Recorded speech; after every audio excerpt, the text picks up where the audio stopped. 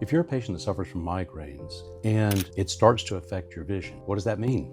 Hi, I'm Dr. Michaelos, and today on this video, we'll explore migraines and also some of the associated symptoms or things that can go along with migraine, some tips to prevent them, and also when you should see a doctor. Just about everybody knows somebody that's had a migraine, and they know that to be a severe headache. And oftentimes, the person that has the migraine is out of commission for hours, sometimes even several days. Migraines come in different forms. There's about 20 different forms of migraines. In patients that have an aura, which is a sign that a migraine's getting ready to happen, patients will frequently see or even notice some changes that are in front of the migraine headache itself. Patients can have a visual symptom where they'll see an aura or a scintillating scotoma. People will tell me that it looks like a kaleidoscope effect, sparklers, or even heat wave.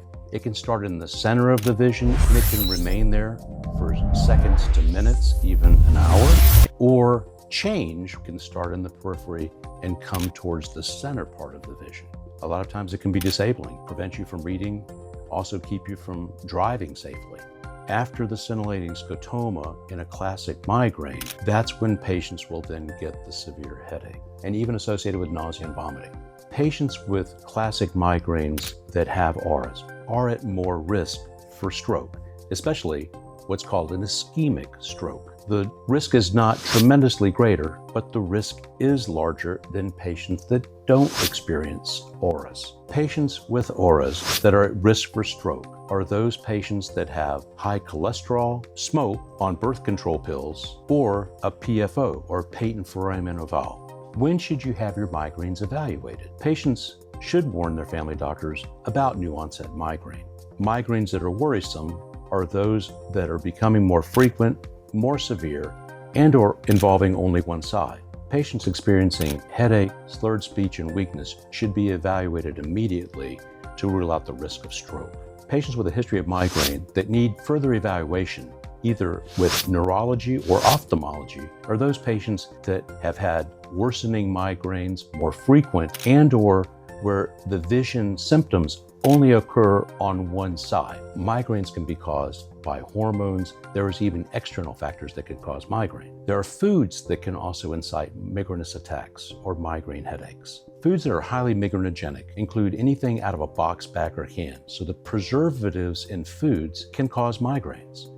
Obviously, it's a healthier choice to eat fresh fruits, vegetables, and meats, but anything that's been processed has a high chance of causing migraines. Other foods which are notorious for causing migraines are wine, cheese, chocolate, caffeine, a lot of the fermented cheeses. Hormonal changes in women can also trigger migraines. Genetics also play a role in migraines. There are families where everybody in the family has migraine attacks.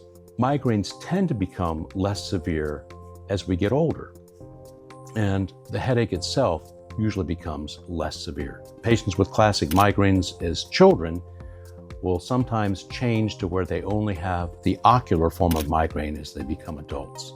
It's not infrequent where patients will tell me that they have scintillating scotomas occasionally or an ocular migraine where they see the zigzag or kaleidoscope effect in their vision, and after that's resolved, they don't have the headache afterwards.